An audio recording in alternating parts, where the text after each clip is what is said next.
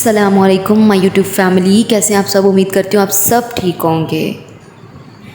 آج ہم اپنا ناول وانی غلاب روحی رحمہ خون بہاویز ایپیسوڈ نمبر 3 یوٹیوب اسپیشل یہ پڑھنا چاہیں گے، لیکن اس سے پہلے میں آپ کو بتاتی چلوں، آپ چینل کو مست سبسکرائب کریں اور بیل آئیکن کا بٹن پریس کرنا مت بھولیں تاکہ آپ کو میری ساری ویڈیوز ملتی رہے جو میں اپلوڈ کر رہی ہوں۔ آئیں ہم ناول ریڈ کرتے ہیں۔ صبح ہوتے ہی آدا جی کو گلاب کے بھاگنے کی خبر مل گئی تھی۔ انہوں نے گلاب کو اپنے پاس بلانے کا حکم صادر کیا تھا، جس پر مائرہ کام سی گئی تھی۔ مائرہ بھی حویلی کے ملازموں میں سے تھی۔ ملیحہ خانم جی آدا جی، وہ خوف سے اٹک کر بولی، تم اور بالی کدھر تھے جب اس کمبخت نے بھاگنے کی کوشش کی تھی؟ وہ بڑے ہی روبدار لہجے میں بولی، آدا جی گلاب بڑے صاحب کے کمرے میں تھی، ہم لے کر آئے اسے میرے پاس۔ وہ لات پر لات جماتے ہوئے غصے سے بولی۔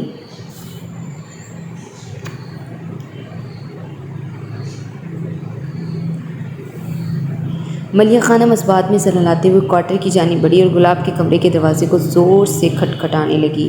گلاب جو خوف کے سبب ساری رات سو نہیں پائی تھی، اب صبح جا کر کہیں اس کی آنکھ لگی تھی کہ دروازہ بج اٹھا تھا۔ وہ کوفت سے اٹھی، اس نے دروازہ کھولا تو سامنے خانم تھی۔ گلاب حیران ہو کر کچھ چونکی تھی۔ آپ کو آدا جی بلا رہے ہیں۔ کوئی بم تھا جو ایک دم پھوٹا تھا اور گلاب چکرا کر رہ گئی تھی۔ کیوں اتنی زباں؟ اوپر سے وہ بھی آدا جی، وہی ڈراؤنی عورت۔ خوف سے اس کا حلق خشک ہوا۔ جواب کا میرے پاس وقت نہیں، آپ جلدی میرے ساتھ آئیں۔ گلاب نے خاموشی سے چادر اوڑھی اور اس کے پیچھے حویلی میں داخل ہوئی۔ سامنے پورے رعب سے چہرے پر تفرہ سمیٹے وہ عورت بیٹھی تھی جو اب اس کو کھا جانے والی نظروں سے گھورنے لگی تھی۔ گلاب کا پورا جسم خوف سے کام کر رہ گیا تھا۔ کس کی اجازت سے تو نے بھاگنے کی کوشش کی تھی؟ وہ ایک دم اس کے سر پر آ کر چلائی اور دو تھپڑ اس کی گال پر رسید کیے تو گلاب اچانک افتاد پر فرش پر گری تھی۔ اس سے پہلے کہ وہ سنبھلتی، آدا جی نے اس کی ٹانگوں پر اپنے دونوں پاؤں سے ٹھوکر ماری تھی۔ وہ درد سے چیخ اٹھی تھی، ایسے جیسے کوئی اس کا ماंس چھیل رہا ہو۔ درد تھا، بہت درد تھا۔ وہ ایک دم چیخی تھی، تیری ان ٹانگوں کو توڑ کر جلا دوں گی اگر تو نے اب بھاگنے کی کوشش کی۔ آدا جی اس کے بالوں کو اپنی مٹھی میں پکڑ کر غصے سے بولے، جج جی، وہ سسکیوں کے درمیان خوف سے اٹک کر بولی تھی۔ بالی، وہ گرجدار آواز میں بولی۔ بالی جو برف کے پانی کی بالٹی لے کر کھڑی تھی، ان کے کہنے پر فوراً اس نے پانی کی بالٹی گلاب کے اوپر ڈھیل دی تھی۔ گلاب غوطہ کھا کر حلق کے بل چیخی تھی۔ اسے لگا جیسے کسی نے اسے سمندر میں ڈبو دیا۔ وہ جاتی گرمیوں کے دن تھے، رات اور صبح کا موسم بے حد سرد تھا۔ ہوا میں خنکی دن بدن بڑھتی جا رہی تھی۔ گلاب سردی کی وجہ سے نیلی پیلی پڑ گئی تھی۔ اس سے قبل کہ بالی اس پر دوسری بالٹی ڈھیلتی، گلاب کانپتے وجود کے ساتھ اپنی جگہ سے اٹھی اور حویلی کے اندرون کی طرف بھاگی۔ سامنے سے آتے ہوئے عورت نے اس کو بے حد ترس کی نگاہ سے دیکھا، جس کے پورے کپڑے گیلے تھے، چادر بدن کے گرد لپیٹی ہوئی تھی اور وہ مسلسل کانپتے ہوئے جسم کے ساتھ روتے ہوئے بھاگ رہی تھی کہ اچانک وہ خود کو سامنے دیکھ کر کچھ اور خوف زدہ ہوئی۔ پلیز ہمیں بچا لیں، وہ ہمیں مار دیں گے، وہ سسکیوں کے درمیان اپنے ہاتھ خود کے سامنے چھوڑتے ہوئے درد بڑے لہجے میں بولی تھی۔ ملیحہ خانم، ان کو کمرے میں لے جائیں اور جلد از جلد ان کے کپڑے چینج کروائیں، وہ افسوس سے بولا تھا۔ پر آدا جی، ملیحہ خوف سے اٹکی، ان کو میں دیکھ لیتا ہوں، وہ سنجیدگی سے بولا۔ اس سے پہلے کہ وہ باہر کی جانب بڑھتا، انشرا اس کے راستے میں حائل ہوئی اور اسے کھا جانے والی نظروں سے گھورنے لگی۔ عہد نے ایک نظر اس سائیکو عورت کو دیکھا اور نخوت سے اسے اپنے چوڑے ہاتھ سے پرے کرتے ہوئے حویلی سے باہر چلا گیا۔ خانم، ایک گرجدار آواز تھی جو خانم کا اور گلاب کا دل بند کرنے کے لیے کافی تھی۔ وہ پیچھے مڑی اور سامنے ماری سوزان زادی کو دیکھ کر کام سی گئی تھی، جس کے ساتھ کھڑی انشرا بھی گلاب کو کھا جانے والی نظروں سے گھورنے میں مصروف تھی۔ تم کو کتنا کہا ہے کہ بھاگنا نہیں جب تک ہمارا حکم نہ ہو، پر تم مانتی ہی نہیں ہو، ہمیشہ اپنے آپ کو 30 مار خان سمجھتی ہو۔ رات کو بھی میں نے نظر انداز کیا تھا مگر اب نہیں۔ غصے سے دنداتا ہوا اس کے قریب آیا اور اسے بالوں سے پکڑ کر حویلی سے باہر لے کر چلا گیا۔ اس ناخلف کو تہہ خانے میں بند کر دو۔ آدا جی نے اسے دیکھتے ہی نفرت سے کہا۔ آدا جی، آپ ایسا نہیں کریں گی، وہ ابھی چھوٹی بچی ہے، آپ اس کی سزا میں کچھ کمی کریں۔ میں جانتا ہوں ہماری پھپھو کے ساتھ اس سے زیادہ برا ہوا تھا، پر اللہ کا بدلہ بہت اچھا ہوتا ہے، اس پر رحم کرے، اللہ اس کا آپ کو اجر دے گا۔ اور بڑے ہی پیار سے پر درد بھرے لہجے میں بولا تھا وہ جو کبھی کسی جانور کو درد میں نہیں دیکھ سکتا تھا وہ تو پھر بھی انسان تھی۔ شاگن نے ایک نظر عدلی ذاتی پر ڈالی تھی جس کے چہرے پر نہ ختم ہونے والا درد واضح عیاں تھا۔ وہ اسے نفرت بھی کرتی تھی اور کہیں کہیں اس سے پیار بھی کرتی تھی۔ ملازموں کے سامنے انہوں نے اچھا نہیں سمجھا تھا۔ وہ عہد کی بات کو رد کرتی، کچھ سوچ کر کاٹدار لہجے میں بولی تھی، مارج اسے چھوڑ دو۔ مارج سے حیرانی سے دادا جی کو پھر عہد کو دیکھا اور پھر ایک نظر گلاب کے چہرے کو دیکھا جو بے حد نیلا ہو رہا تھا۔ اس نے ایک جھٹکے سے اس کے بال چھوڑے اور ایک دم حلق پھاڑ کر چیخا تھا۔ وہ جب جب اسے دیکھتا تھا اسے اپنی پھپھو یاد آتی تھی۔ اس کا دل کرتا تھا وہ اسے جان سے مار دے۔ دادا جی میں کیا کروں، ان کی یادیں میرا پیچھا نہیں چھوڑتی۔ میں جب اسے دیکھتا ہوں میرا خون کھلتا ہے۔ ماری زیادہ تر سوشیلا کے ہاتھوں میں پلا تھا اس لیے وہ ان کو بول نہیں پاتا تھا۔ دادا جی اور عہد کی آنکھیں اس کے درد پر بھیگ گئی تھیں۔ گلاب اس کو چیختے دیکھ کر تھوڑا سا پڑی کھسکی تھی۔ وہ پھر سے شیر کی طرح ایک جسم اس کے قریب آیا تھا۔ میں قسم کھاتا ہوں میں ہر دن تمہیں موت دوں گا، تمہاری ہر سانس میں زہر بھروں گا۔ پلیز نہیں، مجھے معاف کر دیں۔ میں اس سے پہلے وہ بولتی مارج بھی اس کی آنکھوں میں دیکھ کر چل رہا تھا اور دور کھڑے عہد نے یہ منظر بہت بے بسی سے دیکھا تھا۔ بکواس بند کرو، بہت ہوگی تمہاری ڈرامے بازی۔ میں تمہیں جو کہوں گا تم وہی کرو گی، میں جو حکم تمہیں دوں گا تم وہ کرو گی۔ اگر میں کہوں گا تم چپ رہو تو تم چپ رہو گی، اگر میں کہوں گا تم مر جاؤ تو تم مر جاؤ گی۔ نیز میں وہ سب کروں گا جسے تمہاری روح کے پرخچے اڑ جائیں گے۔ کیا تم سمجھ گئی ہو؟ اس کے چہرے کو اپنے دونوں ہاتھوں سے دبوچے جارحیت سے بولا۔ اس نے روتے ہوئے بے بسی سے اسے دیکھا۔ مارج بے حد غصے سے اس کا چہرہ چھوڑ کر حویلی سے باہر چلے گا۔ وہ پیچھے کھڑی روتی رہی تھی۔ اے چھوری رونا بند کر، میں آج سے تجھے حکم دیتی ہوں کہ تو اس پوری حویلی کی صفائی کرے گی، کپڑے دھوئے گی، رسوئی سنبھالے گی، یہاں تک کہ تو اس مالی کے ساتھ پورے باغ کی صفائی کرے گی۔ اگر تو نے پھر سے بھاگنے کی کوشش کی تو یاد رکھنا اس پورے مجمع کے سامنے میں تجھے تڑپا تڑپا کر ماروں گی، پھر پھانسی کے پھندے پر چڑھا دوں گی۔ میں اپنی زبان کی بہت پکی ہوں۔ ملک خانم اسے بتا دو وہ اپنی بڑی سی ریشم کی تاروں والی چادر کو سنبھالے۔ ایک کٹھی سی نظر گلاب پر ڈال کر حویلی کے اندرون چلی گئی، جبکہ گلاب نے سزائیں سن کر ہارتے ہوئے قدموں سے شکستہ دل کے ساتھ کوارٹر کی جانب بڑھی۔ ملک خانم اس کی درد میں اس کی بے بسی میں آبد کر رہ گئی تھی۔ اس کا دکھ بھی تو گلاب جیسا ہی تھا، بھیانک، لیکن ملک خانم سنبھل گئی تھی۔ گلاب شاید وقت کیونکہ وہ عمر تھی اور کم عمری کے تو زخموں ہمیشہ خون رستا رہتا ہے۔ میں وہ سکوت ہوں جو تیرے کام کا نہیں، تو ایسا شور ہے جو میں مچا نہیں سکتی۔ تمہیں بڑی ہمدردی کا چاپ چڑھا رہتا تھا گلاب لالا۔ انشرا اس کے سنجیدہ چہرے کو دیکھ کر طنز لہجے میں بدتمیزی سے بولی اور اس کی بات کو مکمل طور پر نظر انداز کر کے اپنے لیپ ٹاپ میں مصروف ہو گیا تھا۔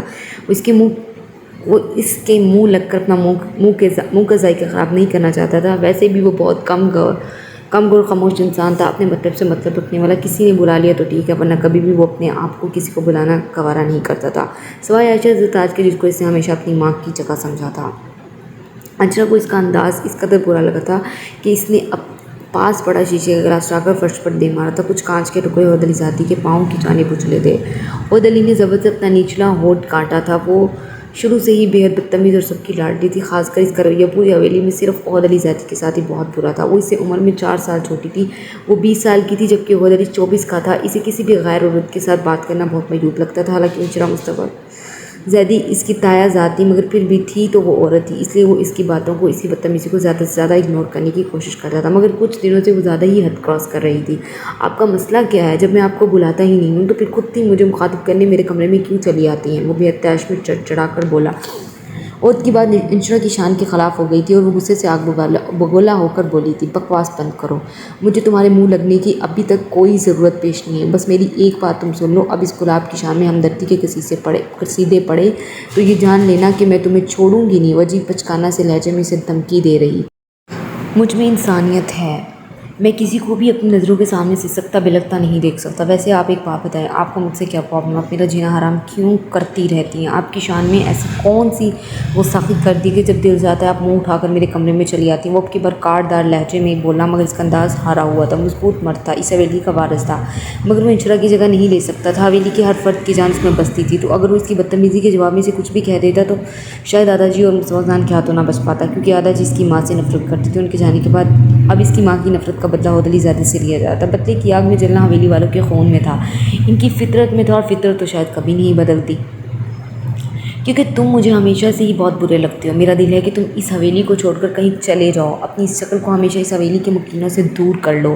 وہ نفرت سے بولتے ہوئے اس کے سرخ چہرے کو دیکھنے لگی جہاں غصے نے اپنی جگہ بنا لی تھی۔ اور علی کا دل کیا اس کا منہ تھپڑوں سے لال کر دے، مگر اس نے خاموشی سے اسے ایک نظر دیکھا اور جواباً بولا، فکر نہیں کرو، چلا جاؤں گا۔ وہ دکھ بھرے لہجے میں کہتے مڑا تھا کہ عائشہ زرتاج بیگم کو سامنے پا کر حیران ہوا تھا۔ آپ عہدری زادی چمکا، جبکہ انشرا اس کی آواز پر فوراً سے پلٹی اور زرتاج بیگم کو سامنے دیکھ کر کچھ ڈری تھی، کیونکہ ایک وہی تھی جس سے وہ ڈر جایا کرتی تھی۔ آپ یہ کیا کر رہی ہیں اور عہد لالہ سے کیسے بات کر رہی ہیں؟ وہ غصے سے بولی، کیونکہ وہ اس کے آخری لفظوں کو سن چکی تھی۔ ماما جان، میں نے ایسا کیا کہہ دیا انہیں جو آپ بھی بھڑک رہی ہیں؟ عہد، آپ اس کی بدتمیزی کے جواب میں اسے سنا دیا کریں، ایسے تو یہ بگڑ جائے گی جیسے یہ آپ سے بدتمیزی کر رہی تھی۔ جی عائشہ ماں، وہ اتنے ہی کہہ کر خاموش ہو گیا، نظریں جھکا لی تھیں۔ انشرا، جتنا مجھے تم سے پیار ہے اتنا ہی مجھے عہد سے پیار ہے۔ یہ آخری دفعہ تھا، اگر تم نے اب اس کے ساتھ بدتمیزی کی تو مجھ سے برا کوئی نہیں ہوگا۔ وہ غصے سے وارننگ دیتے ہوئے پھر سے عہد سے مخاطب ہوئی تھی۔ آپ نے تو ہمیشہ اس کی ہی حمایت کی ہے اور کرنی ہے، پتہ نہیں میں آپ کی سگی بیٹی بھی ہوں کہ نہیں۔ وہ بات کے بیچ بولی تھی۔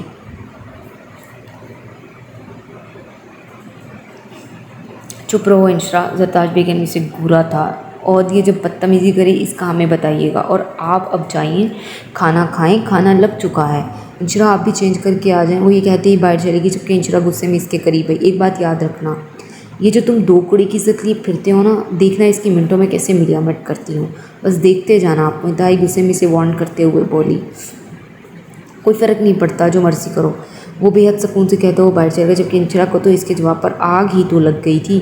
وہ غصے سے پیر پٹکتے ہوئے اس کے پیچھے ہی باہر چلی گئی۔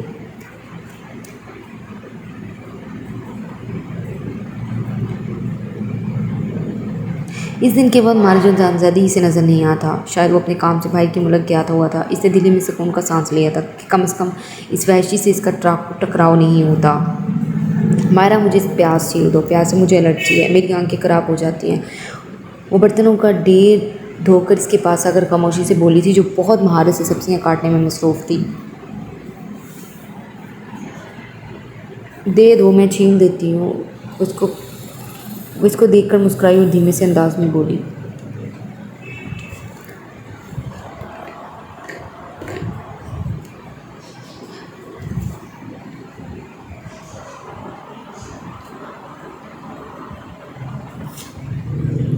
گلاب نے اس کی طرف ایک مسکراہٹ اچھال کر اسے پیاز کی ٹوکری دی۔ بے شک حویلی کے لوگ کا رویہ اس کے ساتھ ٹھیک نہیں تھا، مگر یہاں کے ملازمین اس پر جان چھڑکنے لگے تھے۔ گزرتے وقت کے ساتھ وہ ان سب کے دل میں اپنی جگہ بنا چکی تھی۔ اگر وہ خراب طبیعت کی وجہ سے کام نہیں کر پاتی تو خانم اور بالی سب سے چوری اس کا کام کر دیتی۔ اللہ نے اگر اسے اپنے چھینے تھے تو بدلے میں اسے پیارے دوست بھی دے دیے تھے۔ انشرا، جو عہد کے کمرے سے گزرتی ہوئی کچن میں آ رہی تھی، ان دونوں کی باتیں سن کر بے حد طیش میں اندر داخل۔ تم سب کو زیادہ ہی سمجھداری نہیں ہو رہی؟ وہ مائرہ کے سر پر کھڑی ہو چلائی تھی۔ نہیں ابھی پیچھے۔ مائرہ کا سانس درخت میں ہی جیسے اٹک گیا تھا۔ اس نے اپنے خشک ہوتے لبوں کو ترک کیا۔ یہ پیاز پکڑو اور خود چھیلو۔ وہ زیادہ نخرے کیے تو اٹھا کر باہر پھینک دوں گی۔ پکڑو ان سب کو، ابھی میرے سامنے چھیلو۔ انشرا اس کے آگے پیاز کی ٹوکری پٹکتے ہوئے نفرت سے بولی۔ تم نے اب کوئی ہمدردی جتائی تو 1 منٹ سے پہلے میں تمہیں یہاں سے نکال دوں گی۔ وہ حقارت سے مریہ کو باندھ کر کے فریزر کی جانب بڑھی۔ گلاب نے خاموشی سے پیاز چھیلنا شروع کر دیے تھے۔ جیسے جیسے وہ پیاز کاٹ رہی تھی اس کی آنکھیں بے حد سرخ ہو رہی تھی، یہاں تک کہ اس کی آنکھیں درد سے بالکل بند ہو گئی تھی، اور درد اتنا تھا کہ اس کا کلیجہ باہر آنے کو ہوا۔ پر انشرا کو کوئی فرق نہیں پڑا تھا، وہ گلاب کو صرف تکلیف میں دیکھنا چاہتی تھی۔ مائرہ، یہ فروٹ میرے کمرے میں چھوڑ آؤ۔ جی مائرہ، جی۔ مائرہ گلاب کی تکلیف دیکھ کر بے بس سے کچن سے باہر چلی گئی۔ اسے افسوس ہوا وہ اس کے لیے کچھ نہیں کر پائی تھی۔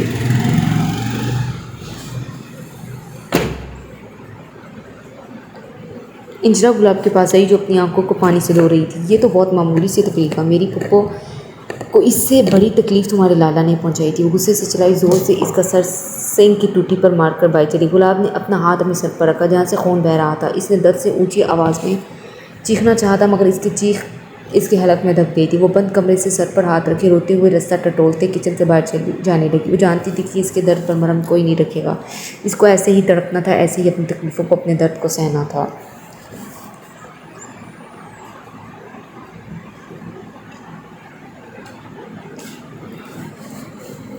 दिन हफ्तों में और हफ्ते महीनों में गुजरते गए थे। वक्त लगा था मगर वो एडजस्ट हो गई थी। अब वो तकलीफ़ पर हाई नहीं करती थी, लबों को सीकर चुप करके दत सह लेती थी। जब वो आई थी इसे अंडा तक बनाना नहीं आता था और आज वो सब सीख गई थी। नवंबर के उदास दिन शुरू हो गया था। खनकी इतनी बढ़ गई थी कि कोयलों के बगैर गुजारा करना मुश्किल हो गया था। गुलाब हवेली से तकियारी रात 1-2 बजे अपने कमरे में आती थी और मजबत करती हुई सर्दी में इससे रात गुजारना मुश्किल हो जाती थी। दरवाज़ा खोलकर मलिया खानम अंदर दाखिल हुई। सोचों में गुम देखकर खानम हल्का सा मुस्कुराई। वो हमेशा इसे फारिग वक्त में सोचते हुए देखती थी। इतना क्यों सोचती हो? मलिया ने 1-2-3 जोड़े इसके पास रखते हुए कहा और इसके नपूश को तकने लगी जो बेहद खूबसूरत थे। मेदे जैसी रंगत, गुलाबी होंठ, लाबनी पलके, कमर तक आते हुए ब्राउन घुंघराले बाल, वो बिल्कुल किसी मोमी गुड़िया की तरह दिखती थी। बस वक्त ही कुछ ऐसा है। मैं सोचती हूँ खानम इतनी ज़िंदगी पड़ी है, ये कैसे कटेगी? मैं हवेली के सारे काम भी करती हूँ, इतना मसरूफ़ रहने के बावजूद मेरा दिन नहीं कटता, मेरा वक्त नहीं गुजरता। अजीब से दिन है। मुझे मेरे दिन दोनों लाला बहुत याद आते हैं। वो रोती हुई हिचकी की जद में अजीब सी बेबसी के साथ बोली। खानम ने आगे बढ़कर इसे गले लगाया। चल पगली, रोते नहीं है। जो ज़िंदगी है ना, इसका कुछ पता नहीं। ये पल में हंसा देती है और पल में रुला देती है। बस दुआ करो कि आने वाला वक्त अच्छा हो। अल्लाह पर भरोसा रखो, इंशाअल्लाह अल्लाह वो अच्छी करेगा। तुम ये देखो मैं तुम्हारे लिए कितने प्यारे जोड़े लेकर आई हूँ। हम ये किसके हैं? वो इससे दूर होते हुए कुछ रंग बिरंगे जोड़े पकड़ते हुए बोली, ये मुझे ज़रताज बेगम ने दिए थे और आधे उन्होंने तुम्हें दिए, तुम रख लो। खानम प्यार से बोली। ठीक, ज़रताज बेगम और साहब बहुत अच्छे हैं और साहब ने जैसे मेरी मदद की। मलिया, वो अगर इस वक्त ना होते तो शायद शागुल हुसैन में मुझे मार देती। वो खौफ से बोली। बिल्कुल, साहब और बेगम साहबा बहुत अच्छी हैं, इसमें कोई शक नहीं। मेरी ज़िंदगी के 7 साल इन्हीं के साथ गुजरे हैं। और साहब तो मुझे पढ़ाते भी थे। मुझसे ये दोनों बाकी लोगों की निस्बत बहुत प्यार करते थे, मगर अब शायद मैं बड़ी हो गई हूँ, ये क्वार्टर में शिफ्ट होगी तो वो मुझे बुलाते भी नहीं। बस आयशा ज़रदाद बेगम है जिनका प्यार अभी भी मेरे लिए वैसा ही है जैसे पहले था। वो अजीब से दर्द भरे अंदाज में अपनी कहानी सुना रही थी। खानम, लोग बिछड़ जाते हैं, कुछ बदल जाते हैं, कुछ मर जाते हैं और कुछ रूठ जाते हैं, फिर हम इन्हें याद करते हैं और अपने ख्वाबों में इन्हें देखते हैं। गुलाब उदास भरे लहजे में बोलकर खानम को देखने लगी जिसके चेहरे पर मुकम्मल सकूत था। वो बिल्कुल सही तो कह रही थी। आज तक वो अपने और ओहद साहब के सपनों से बाहर नहीं निकल पाई थी। ज़िंदगी रंगीन हो गई थी मगर ख्वाबों की स्क्रीन अभी भी स्याह रंग की थी, किसी पुरानी तस्वीर जैसी। रोज़ कमरे से तेरे नक्श मिटाते हुए हम तेरी तस्वीर उठाते हैं तो रो देते हैं। खाम,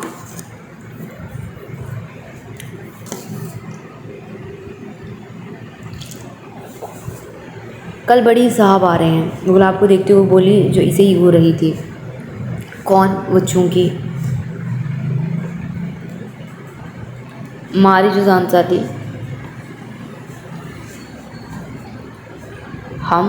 अच्छा, वो कहाँ थे इतने महीने?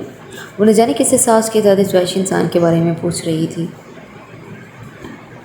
लंदन, इनका वहाँ बिजनेस था, वो सब पाकिस्तान शिफ्ट करना था, इसलिए ज़्यादा देर लग गई।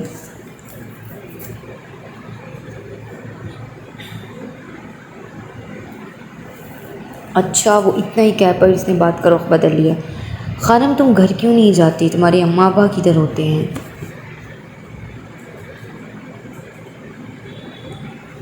मेरे अब्बा अम्मा इस हवेली के मुलाजिम थे। मैं 10 साल की थी तो एक एक्सीडेंट में चल बसे, तो 12 साल से मैं हवेली वालों के पास ही रहती हूँ।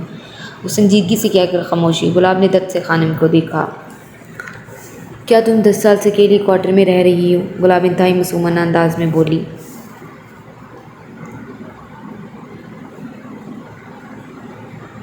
खानम मुस्कुराई और बोली, नहीं, मैं 17 साल की उम्र तक हवेली में रही थी। फिर जब मैं बालिग हो गई मैं आदा जी के हुक्म से क्वार्टर में शिफ्ट हो गई थी। अब यहाँ मुझे 5 साल हो गए हैं। वो तफसीलन बोली।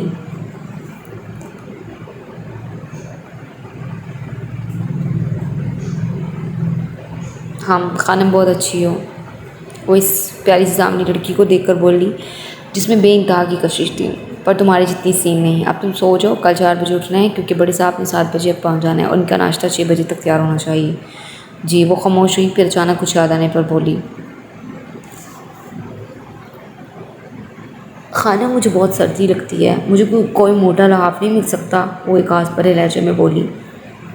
मैं कल हवेली से तुम्हें अपना नाम लिख कर ला दूँगी, फ़िक्र नहीं करो।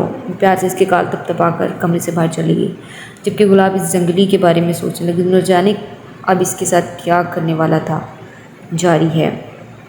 मेहरबानी करके हमारे चैनल को लाजमी सब्सक्राइब करें क्योंकि इस नावल की सारी अपडेट अब इस चैनल को पर ही मिलेगी। शुक्रिया। آپ پلیز سبسکرائب کریں. آپ سبسکرائب نہیں کرتے. 300-400 لوگ میرا یہ چینل وزٹ کر رہے ہیں لیکن ان میں سے صرف 99 پتہ نہیں 88 لوگوں نے اب تک چینل سبسکرائب کیا. یا میری آپ سے ریکویسٹ ہے لازمی چینل سبسکرائب کریں. دعاؤں میں یاد رکھیں اور اپنا خیال رکھیں. بہت بہت شکریہ. خدا حافظ.